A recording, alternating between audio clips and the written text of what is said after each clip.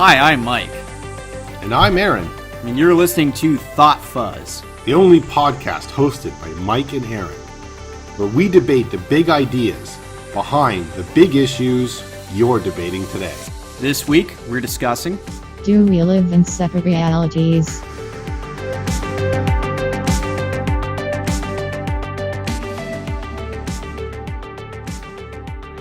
That's how I would describe the world. Full of rocks. There's just rocks all the way through. Okay. But this suggests that there are no rocks there. And actually, it's a hollow... Wait, what suggests? The hollow earth theory. Oh. The vanilla theory. Yes, that's right. Right? There are no rocks, okay. There are no... It's just... It's like opening up an acorn or something. Okay. Right? It's just hollow on the inside. Okay. And there may or may not be an advanced or not advanced civilization of humanoids of some kind living in the hollow earth. But the advanced theory, and my personal favorite, suggests that we are living inside the hollow earth. And that when we look up at this... When we look up, we are the advanced civilization. And we have to escape the hollow earth. So are all the stars pinpricks in the Earth's crust? Yes. And the sun that we see is actually the core of the planet. Well, oh my God. What don't you like about it? What do you disagree with? No, I think L. Ron Hubbard is a fantastic fiction writer. Oh my God. So look. Well, I was going to say, at least the flat Earth theory can't be proven. Right. But yes, it can though. But it can though. So that's not even. But you can look. Okay, so how do they account for telescopes? Obviously, they're not pinpricks. You can see the thing. You can see the planet when you look through a telescope. Yeah, but who's looking through the telescope? I wonder. Well, right. Isn't that the truth? Isn't that the truth? Well, yeah. So the problem with these kind of conspiracy theories is that there's an element of truth to them. Right. Right? And the element of truth to this particular conspiracy theory is some sort of probably transnational world government conspiracy. Right. Right. Which actually, which if you're, paying some sort of vague attention, seems not beyond the plausible. It's not necessarily obvious, but, combining wealth and power and globalism, it's not impossible to imagine that there are powerful people who have, globalized, who have some sort of meshed global interest. Right, and are directing them to their mutual interests. Right. Their mutual advantage. Right. So it's plausible. But the hollow earth theory advanced. The hollow earth. See, I mean, you're not even asking the obvious question, which is that why is it that when I look at a horizon, it seems to go down, right? And this is the hollow earth question? Flatter. Oh. For hollow earth. The hollow earth. Yes, I mean, it's very similar to the how do they cover volcanoes? I don't know. But you're a terrible hollow earther. So I'm not convinced. So when you're looking at the horizon, right? Geez, yeah. A boat comes up, right? You see its mast first, right? Yeah. But that's because the Earth is curving, shall we say, downwards, right? Yeah. But if we were on the inside of the planet, shouldn't we see it curve upwards? What does that even mean? Doesn't make any sense. No. Yes, we should. We should see it curve upwards if we lived inside. We still in the inside of a sphere. You have to imagine. Wait. You mean like inside the okay? So there's a hollow sphere, and we live on the walls. The convex side. Yeah, we live. Wait, what is it? Concave or convex side? Concave. Sorry, concave. Convex. So it's concave. So we live in the concave side of the sphere. Right. What? That's the hollow Earth advance. No, but then... That's the... Aaron, it's only a matter of time before your kids are taught it in school. Oh my God. So that brings us to our question today. What? Are we actually living in separate realities? Aaron, what do you think? Okay. Are we living in separate realities? So what we mean by reality in this topic today is not, we don't mean like, scientific realities. Like we don't mean like different. Or do we, Aaron? Well, at least at this beginning juncture, we don't mean reality, the world or the state of things as they actually exist, as opposed to an idealistic or notional idea of them. Right. But point being, we're not talking like separate universes or separate timelines. We're talking about the world as it is today. Or people in are it. we? Do they live in separate realities in, or rather, if they do, if they do live in separate realities, practically, what does that mean, right?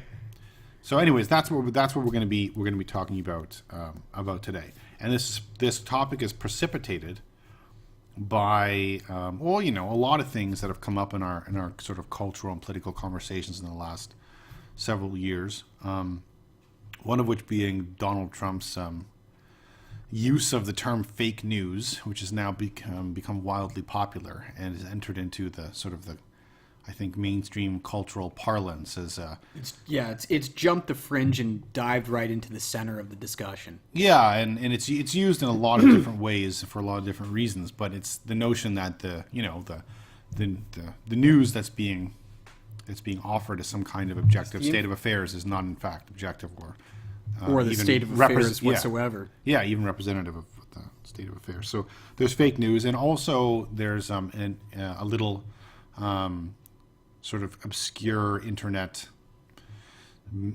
discussion that I think is indicative of the or it's a neat little sort of microcosm of this whole sort of cultural thing that's going on right now, or seems to be going on right now anyway, and that's these flat earthers. Because there are a number of people united, as they often are by the internet, who would previously be alone in their various corners of the world, but now can form into groups and societies and self-affirm each other, and isn't that interesting? So I wanted to kind of bring that in the end. At the end is a kind of a bit of a test case. But first, we're going to talk about the main question more directly: do we live in separate realities? My position for this podcast is going to be that no, we do not in fact live in separate realities.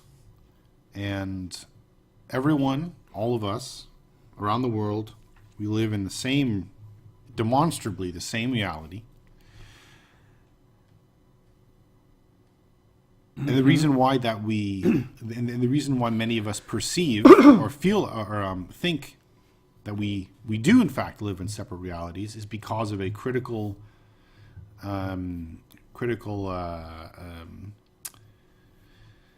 deficiency in our collective truth-seeking mechanisms and abilities at a time where we feel like we really need them.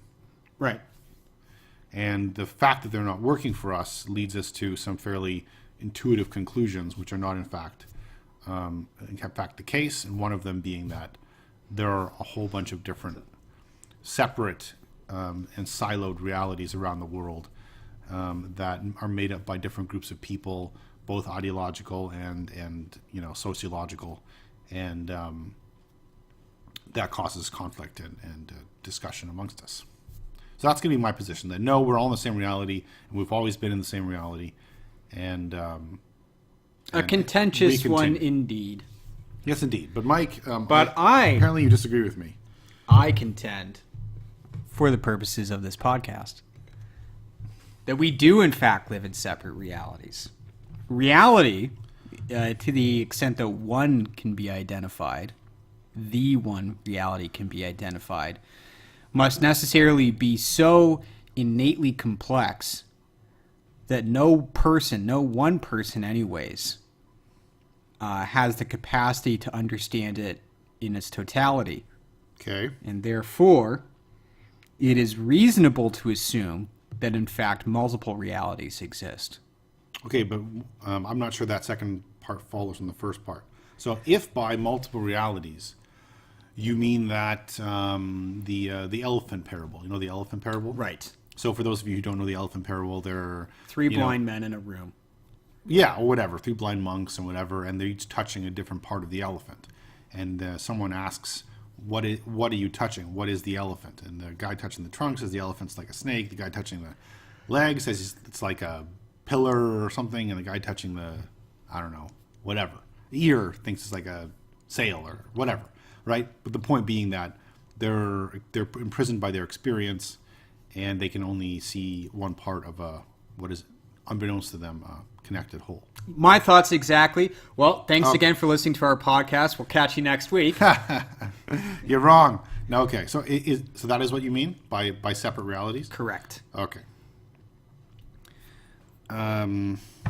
Well, I think you definitely have some things going for you for that assertion. One of those things is probably geographic separation of cultures and peoples. Right. So I love this. You're disagreeing with me. That's right. When people live in such geographically disparate conditions, it is... Well, let me put it to you like this.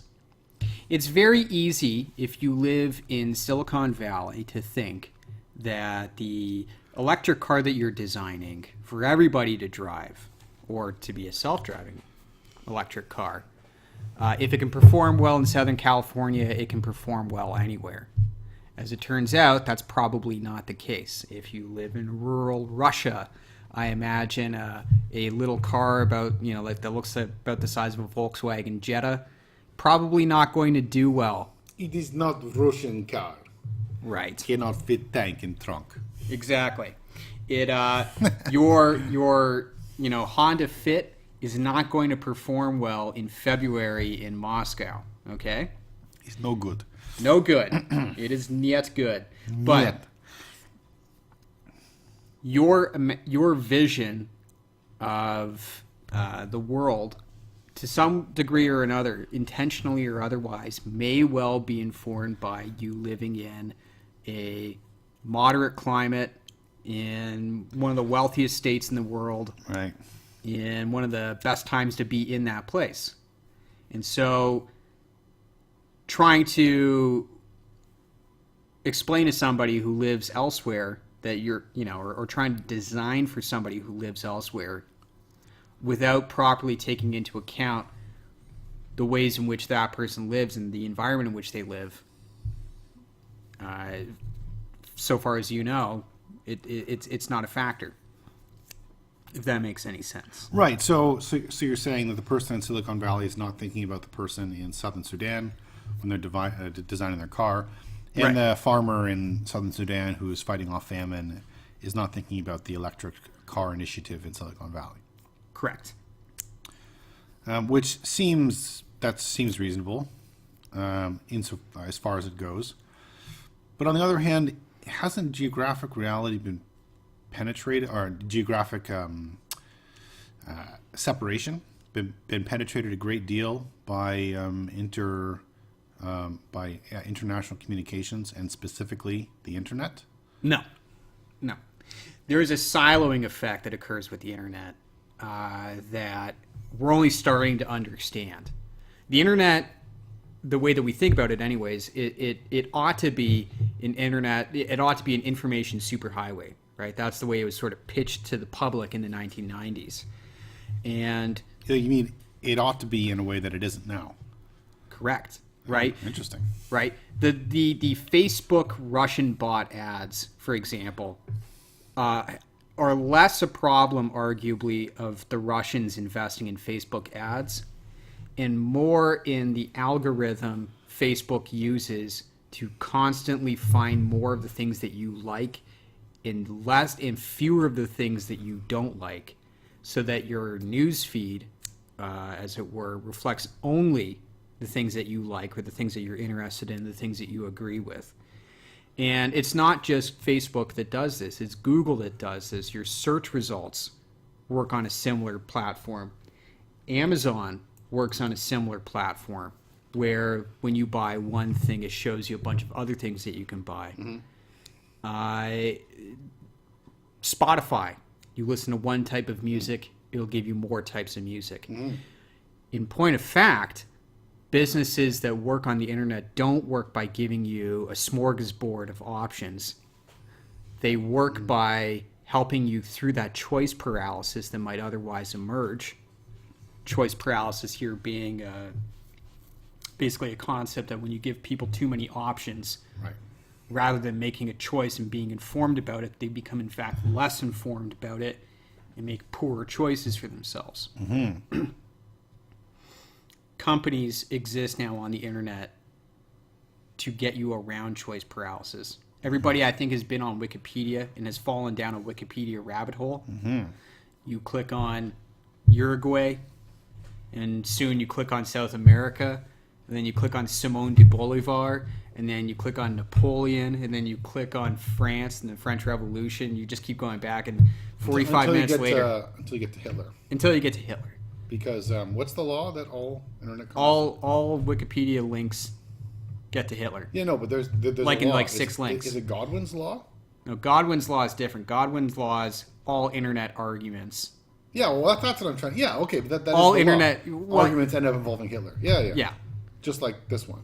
Yes.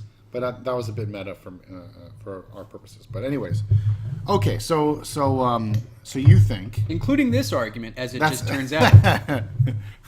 Thanks, Aaron. So you're asserting that the internet has not, in fact, or is not, in fact, at least at the moment, serving to unite people more than it is to divide them. Correct. Interesting, because it would seem as if, in order to make that to put forth that thesis, you think you need to show that the internet does more dividing than.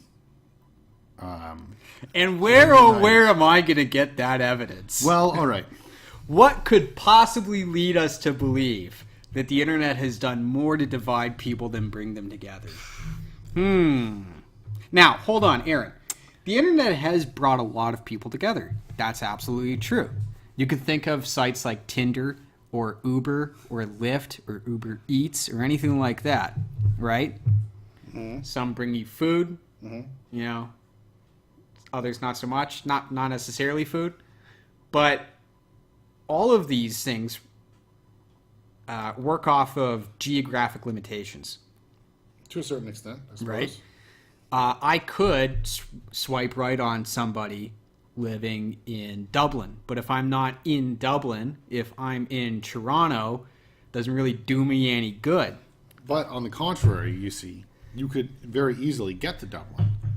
Now, this is one of the interesting effects of globalization, is that where it's possible to travel to most places in the world these days.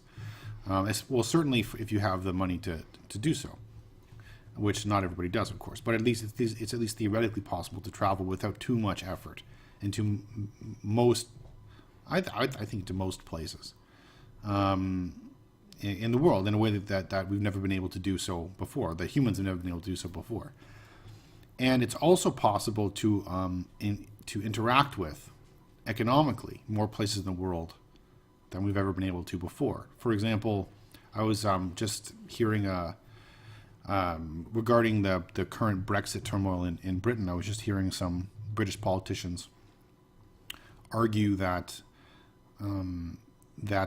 they needed to, or that African farmers were waiting for Britain to free itself of EU trade barriers so that they could actually form a mutually beneficial relationship. And that one of the reasons, or one of the things that keeps African farming away from major markets, especially its most adjacent market, which is Western Europe, is EU trade barriers. Because French farmers need to have their beans protected, or whoever Italian farmers need to have their olives protected. And this keeps African farmers down. But because of globalization, with the potential of free trade, Manchester can be connected to Ouagadougou. Anyways, so my point being, I'm taking a long time to make this point, that globalization with the combination of globalization and the internet, it seems like someone from some part of the world is closer to someone from any other part of the world than they've ever been before, and closer in an economic sense, closer in an information sense through the connection to the internet, with all these potential possibilities for communication, even free communication. Doesn't that mean that accessing another's experience that's completely foreign to yours has never been easier? And therefore, are we not much closer connected than we've ever been? Well, okay, so whether or not we are more connected than we've ever been, it is... Hey, stop laughing. I'm not laughing. What was I saying? Just because we're more connected than we've ever been does not necessarily mean that we are not living in separate realities. Just that there are a lot of meeting points between our realities. Okay. Okay. Well, so all right. So what I hear you saying then is that though we have many tools that could enable us to break free from our particular human experience, individual human experience, we should organize ourselves. Well, no, hold on. Let me finish. What you're saying is that like the lobsters. Does anybody get that reference? You were saying. So what I'm saying that you're saying, right, or that you're asserting, is that though it's never been easier to connect to other people's experience, right, that we previously didn't have access to, you're saying that we still, on the whole, don't, and we're more or less, each of us is more or less confined in our lives to our own sort of adjacent experience and perspectives that don't extend very far. So, your my experience and our thoughts don't extend beyond our little portion of Canada and the things that we have access to, the bit of local news and whatever Facebook memes we follow and all that stuff. Is that what you're saying? Are you saying that that's more or less the case for most people? Yes. So basically, imagine. Okay, how would I break this down really simply? Imagine that your reality is comprised of 10 components. Sure. The person next to you has their own reality, also composed of 10 components. Imagine that 9 of your components are identical to 9 of his components. Sure. Okay? You have one unique component, as does he. Yep. Now, while it is the case that 9 of them are identical, that 10th one in both instances is unique. And therefore, the two realities are not identical. They are different. Right? That's kind of a weird analogy. No, to see, me, here's why I don't think that works. Okay. I think you have to go more radical than that. Okay. Because that's what you're just describing sounds to me like the basic facts of individual human experience, because it's necessarily the case that all of our human experience is going to be to a great extent similar insofar as we are human beings, and the broad strokes, the trials and tribulations of our life are defined by our foundations, and our foundations are in human nature and the human body and human life cycles, which, regardless of cultural tradition or geographic location or time period, have major similar themes. I hope you would agree. Mm-hmm. But they all have some sort of unique individual character. So insofar as that's concerned, your argument. I think it's okay to say that they're all unique, but to say that they are in different realities, I think is quite radical. What I think you're talking about is the kind of reality siloing we see in our modern culture today, where we have, for lack of a better term, but to use the parlance of our times, to quote the Big Lebowski, we have your social justice warriors, and you have your alt-rightists, we have your Trump supporters, we have your Hillary supporters, we have your Europhiles, we have your Eurosceptics, we have your communists, we have your capitalists, we have your Marxists, we have your whatevers, nihilists, Right. atheists, agnostics, religious, those sorts of silos. And that those sorts of silos are, I hear you're saying, are so radically different that it is as if, practically speaking, they exist in separate realities. Correct. All right. Well, I'm glad you agree with me. Well, that's interesting. Right. That's interesting. Right. Wrong, I think, but interesting. Okay. Wait, sorry. Just before we go any further, the Big Lebowski. I didn't catch that. The parlance of our times. Oh, That's the. right. The parlance of our times. Yeah. Right. Yeah. That's the line. That's the line. I'll try to quote something else in the Big Lebowski later, but I'm not sure I'll be able to fit it in. Am I the only one around here who gives a f*** about the rules? It's a great line. Right? Market zero. It's league play, Smokey. Right. So Shoba Shabbos. So that's it. So that's what you're saying. Do you want to expand on that a little bit before I try and prove you wrong? I think you got the broad strokes of it. I mean, there are all sorts. I think you can apply this into so many different areas of life that I'm not entirely sure that it would really add anything because precisely because it's so universally applicable, right? You could talk about the way that this helps to explain our current politics around the question of race, gender, sexual orientation. It can feel, when you live in one body or another, that life is so truly different that in fact you live in a separate reality. For all practical purposes. For all practical purposes. And this is where you get into discussions of power and social structures and how they can deny one person's reality and assert somebody else's. Right, or impose on one person's reality and frame it in a way that is antithetical to their interests. Which we certainly see a lot these days, like, for example, in Canada with Bill C-16 and the transgender language issue. Right. Or we have, gender pay equality or, sexual harassment in the workplace. Right. Or, any of these sorts of things. Correct. Yeah. So that gives people, I think, a reasonable suggestion that there are alternate, or not, I shouldn't say alternate, that there are separate realities. Because the purpose of these movements is precisely to challenge your grasp on reality. If you go through your life without ever experiencing workplace sexual harassment, ever being the recipient or even somebody, dealing it out. Like if you're not the offender or you're the offendee or anything like that of sexual harassment in the workplace, this might seem like an alien concern to you or something that isn't worth,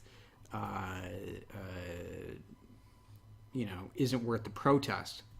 On the other hand, if you are receiving it, it may well be the case that this issue is of such enormous importance to you that you believe that it demands protest, and to succeed in that protest, you have to shake someone from their suppositions about their reality.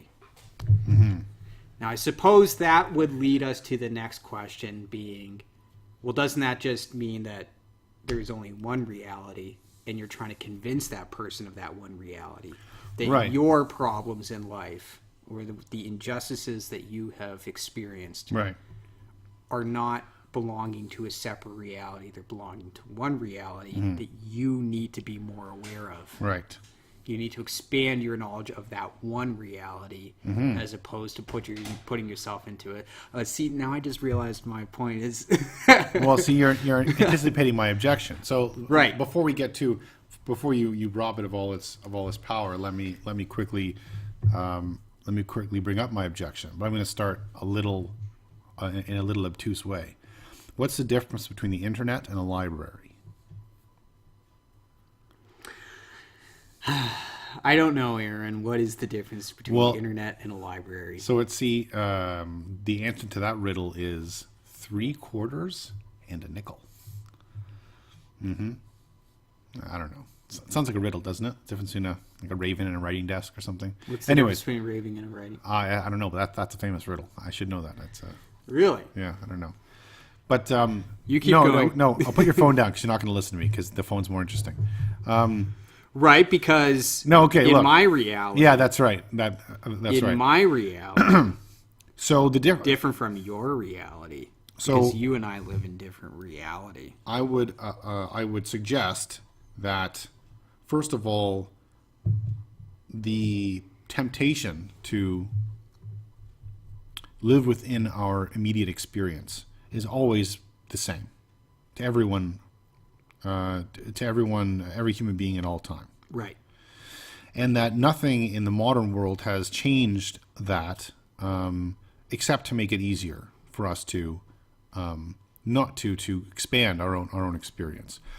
But to take the example of the library, it was always possible to walk into a library and pick only to read the books that you wanted to read, that the books that you thought, at least you had, to the best of your ability, would confirm the views you had or talk about the things you wanted to talk about. You could follow different authors and their different books and read genres that you liked. So, certainly intellectual siloing it's always possible. It's always possible. You can only follow one philosopher around, or only read one book over and over, or only do something one way, or refuse to expand beyond the boundaries and the contradictions that, ring your particular intellectual structure or whatever on whatever subject. And it's also possible to do that with culturally, religiously, economically, right? Right. It's always possible to do that. So the internet, I would contend, changes nothing. Right. Except that it makes it gives us the potential not to silo in a way we've never had it before. Right.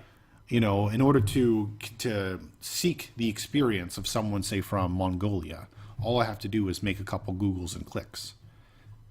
And then it's possible for me to get in contact with a person from Mongolia, to ask them questions about their life, to exchange cultural things, Wait a minute. to seek to investigate their own experience and contrast with my own, and in a way that before in order to do that, I have to do something like Marco Polo, right? The endeavor was much more titanic. So my first point there was it doesn't appear to me that any modern innovations have made it any more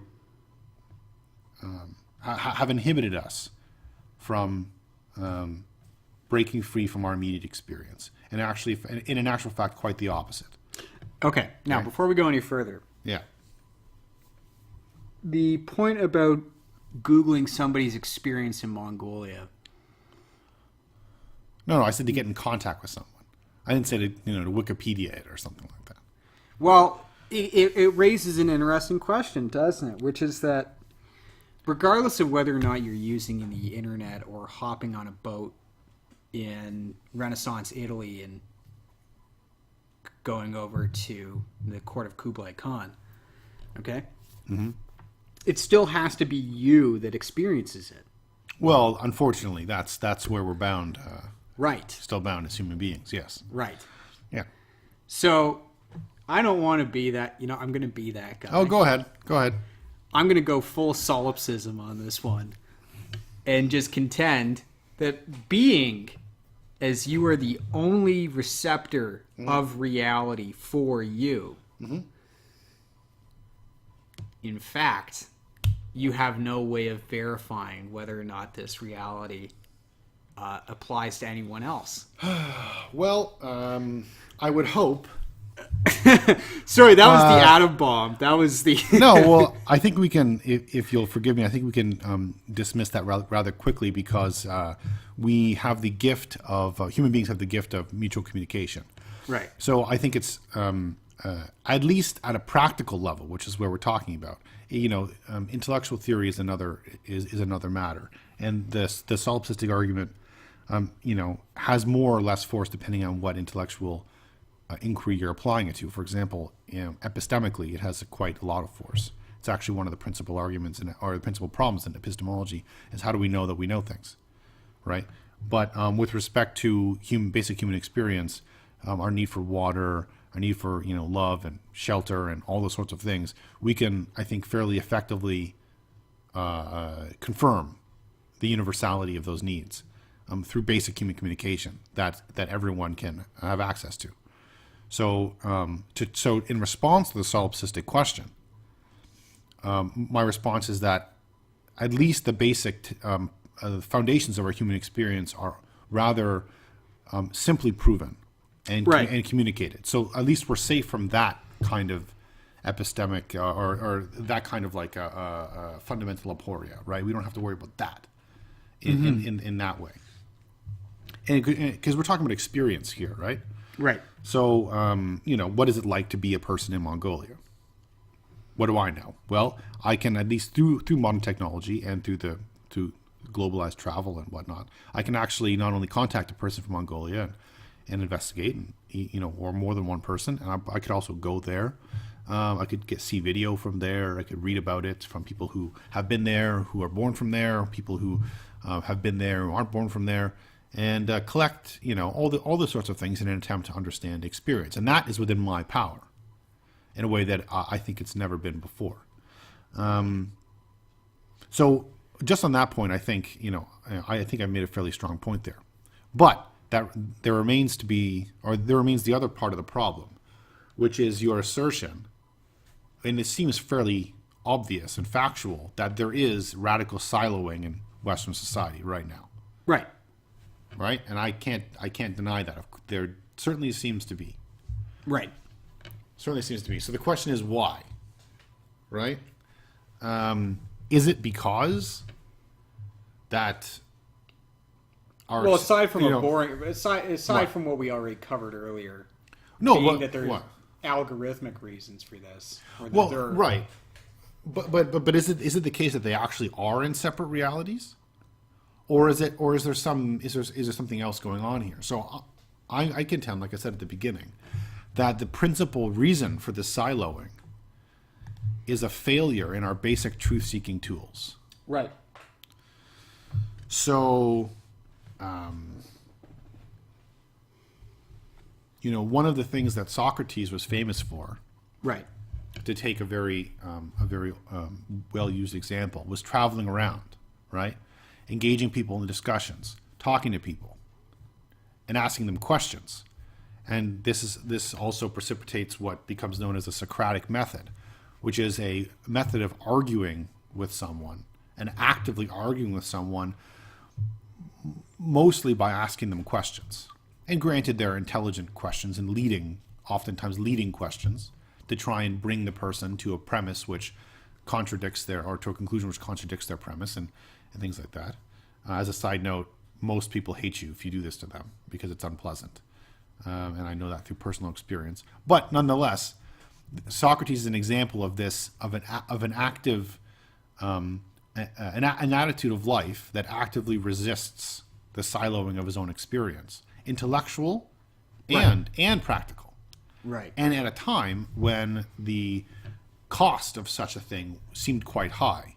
Right, he had to physically travel. He had to physically talk. He couldn't email people. He couldn't send messenger pigeons. He couldn't send letter. He had to physically go places, and he also had to spend money and on his own maintenance, and he had to live a fairly rustic lifestyle and all the rest of it. So, point being that attitude, the philosophy of life, of seeking the other experience, seems to be something that is contained inside of a person.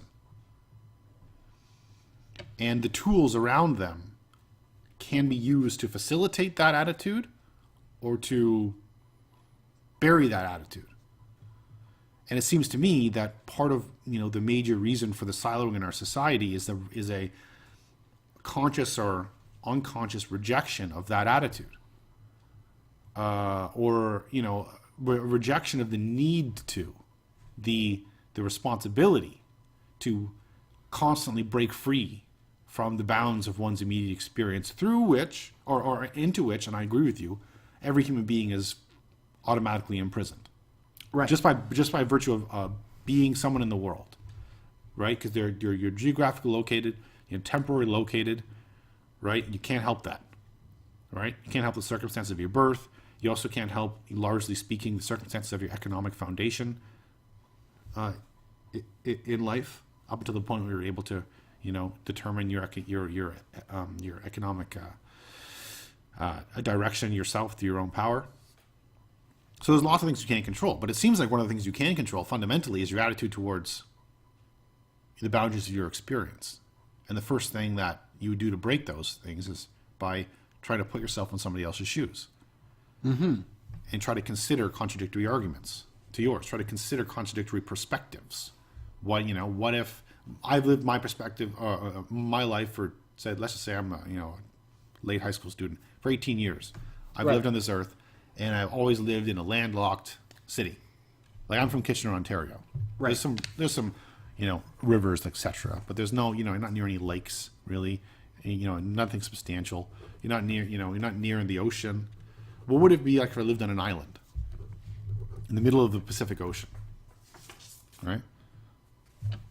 So things like that. And it seems to me that the beginning of that is merely intellectual. You have to want to know what it's like from someone else's experience. So, and I just don't think people do that. I don't think people are unwilling to break free from their shells. And in that way, the siloing is completely voluntary. And confusing, since we all live in the same reality. And all it would take is for a change in attitude for us to recognize that, I think. So what do you think about that? I kind of have to agree. I have to agree. Convinced you? Oh boy. I agree. Yes, I agree. My job here is done. Wow. I would say that there's an ethical component, obviously, to all of this, which is that you should want to empathize, you should want to reach out and understand the people that you share this planet with. But I would say that it is broadly the case that it doesn't seem like the creation of the internet has drastically changed things, or not as drastically, I think, as people contend. That's my my intuition on that. Yeah, people have the belief that the creation of the internet has basically altered the species. Yeah, that it's enabled human beings to sort of self-polarize in a way that they never were before, which doesn't seem to me to be the case at all. Well, people polarize and naturally, and they isolate themselves naturally. Right. And I emphasize naturally here because it's not entirely clear how much agency an individual has in his or her own isolation. Mm-hmm. Right? Mm-hmm. So, I mean, back to the point I was making earlier, living in one geographic area is going to may well isolate you from a conversation happening in another. Mm-hmm. So when Donald Trump was elected, people talked a lot about America, the rise, a growing revolution in America's so-called flyover states, so named because they're in the interior of the country. Most people in the United States live on the coasts, and it is believed, rightly or wrongly, that if you live in the interior, that your concerns simply aren't considered. And considered by the mainstream, I should say, the political and journalistic establishments. So, in a situation like that, yes, it makes total sense for people in those regions to believe, rightly or wrongly, that they were looked over, that they were passed over, and that their concerns weren't being met. The places where you live and the conditions into which you were born and grow up in may well isolate you, to the extent that they isolate everybody, whether you're the wealthiest person in the world or the poorest. On that point, I've agreed with you that there's a degree of, there's a degree of limitation, of natural limitation, that every human endures just simply by being a human at a time in a place. Right. And that is impossible to get out of. Correct. Right. So in that sense, kind of, we're coming full circle here. In that sense, I agree with you that there's a degree to which we're all living in separate realities. And even further, I might say that we're like, we each live in a reality that's unique from the perspective of, from our own perspective. But it seems it seems like the attempt to consider someone else's reality is, the mere attempt to do so is fundamentally boundary breaking. Though, on the other hand, your willingness to do so might very much depend on your reality. For example, I'm a Catholic, and my reality, my ontological reality is that I live in a world where God exists. Right. And that has incredibly important and far-reaching implications, both intellectual and practical, to how my reality, which of course I think is the reality, but how it's structured and how it's upheld and how it's meshed together. Now, my wife is not a Catholic. She's not she doesn't believe in God. She's not an organized religious believer. So her reality is ontologically structured without a God. Right. Well, certainly without my God. And just comparing the two on paper, they are extremely different realities in some fundamental ways. In some extremely fundamental ways. So in that sense, we do live, for example, me and my wife, we do live in separate realities. Right. Though, all of the 10 points, 8 of them are the same. Right. Right? But the 2 points that aren't the same are not negligible. It's not like we have different socks on or something. Or it's not like one of us is more sensitive to the cold and one the heat. It's actually something ontological, that God exists or God doesn't exist. Or Trump's a great president. Or he's a bad president. Right? So Did you call him a peasant? No, a bad president. Ah. Yeah. But so I think that's a very intuitive feeling that we do live in separate realities, and I wouldn't dismiss it, out and outright. I disagree with it, objectively. I don't think we do objectively live in separate realities, but the feeling seems to be legit, no? And I certainly think a lot of us feel that way when we look at extremely controversial politics, right? Like, most of the political news that I read about from Britain, the stuff that I like and the stuff that I acknowledge as being closely representative of the reality of the world is socialist and not conservative capitalist, Right. right? Of course, we're trying to describe the same reality, but one description I think is fundamentally wrong, and the other one I think is close to the truth. But they're fairly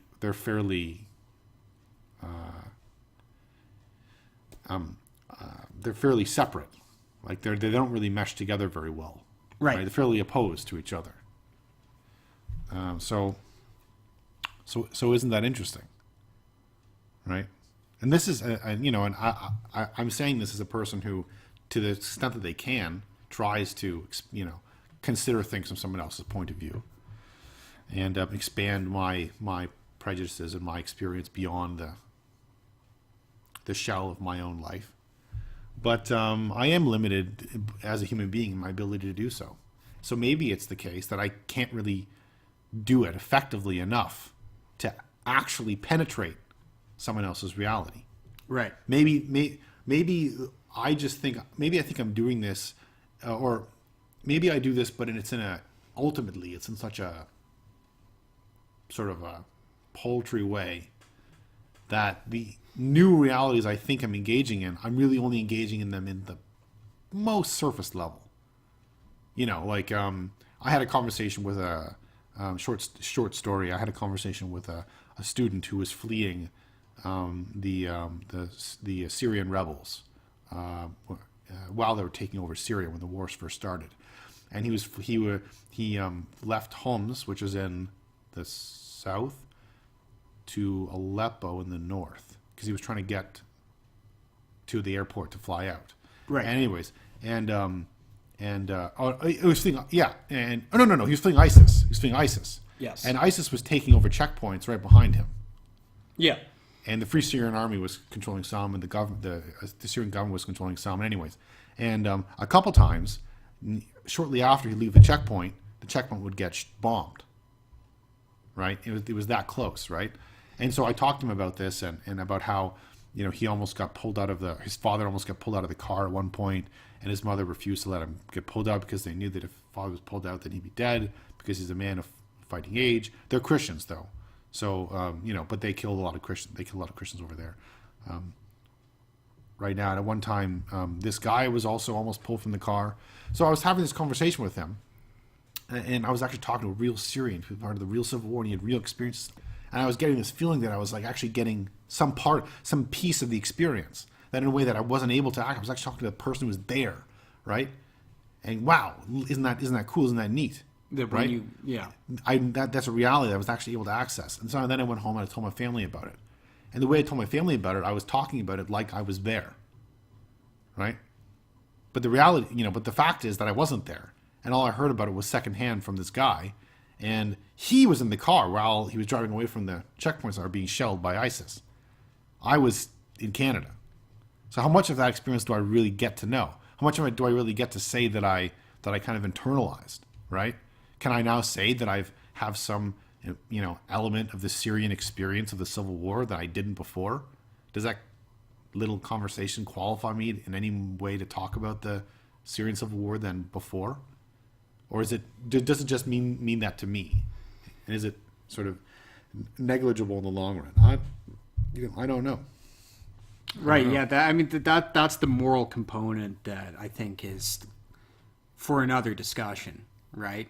That's a whole discussion of its own. Well, I'm just trying to say that. Yeah. And I'm glad you agreed with me that we all in the same reality. But I'm just trying to say that I think the observation that we seem to live in separate realities is powerful for a number of reasons. And I don't think. I don't think it's yeah. Anyway, I think it's quite powerful. Yes. And certainly, and just to bring up a point I made before, certainly as a religious person living in a very secular place in Canada, in a relatively secular country, it's certainly seems often that I live in a different reality to a lot of the people that I meet, and even a lot of my friends. Right. And that's a very difficult. That's sometimes a very difficult thing to to endure because, as we kind of began this podcast, we talked about how humans like to be with the thing that's familiar, and they have an instinct towards, togetherness. I don't want to say tribalness, but they have an instinct to stick together with things that they know and to support things that they, to bring around themselves the things that they approve of and that they are familiar with and that they're comforted by, right? And to avoid the things that are the opposite. And in a fastly globalizing world where information is being traded at a rate that's never been seen before, being able to silo in a way seems to be much more of a challenge now than it used to be. Yes. And depending on what you're talking about, a degree of siloing I think is important. If it means staving off sort of that existential aporia that you sort of flirted with previously in our conversation, because one of the things that what's that word? Existential aporia. Aporia. Yeah. Aporia. Yeah. How do you spell that? Aporia. Aporia. Yeah, it's a Greek word, I believe, that means it sort of encapsulates the phrase "I don't know," right? Like or that kind of thing. Aporia, ancient Greek, impasse, difficult of passing, lack of resources, puzzlement. Yeah, puzzlement. Denotes in philosophy a philosophical puzzle or state of puzzlement, and in rhetoric a rhetorically useful expression of doubt. Right. Right. You learn something new every day. Yeah, that's a phrase. It's a party phrase. So I think that just about wraps things up. Yeah, there's no more conversation. There's no more conversation. Mike and I now live completely and fully in the same reality, which is going to make going to the bathroom difficult because I want to be first, and we can't both be first. Right. So we'll have to fight that out after we cut. But I'm confident I'll win. Are you familiar with the planet Nibiru? Nibiru. Is that a Japanese planet. beer? No. Oh. Nibiru is the 10th planet. Uh-huh. It's also called Planet X. See, Nibiru has an elliptical orbit. It's very different than Earth's mostly circular orbit. You see, Nibiru has an orbit that goes like... I know what yeah. Yeah. In an ellipsis. Yes. Yeah, oh, yeah.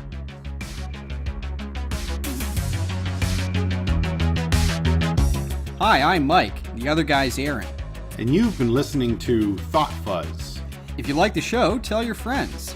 If you didn't like the show, tell your enemies that you did. And don't forget to rate us wherever you heard this. Follow us and continue the conversation on Instagram, Twitter, and Facebook. Check out our show notes for all the links. And finally, we'd like to say thank you to our listeners for supporting us. We couldn't do this without you.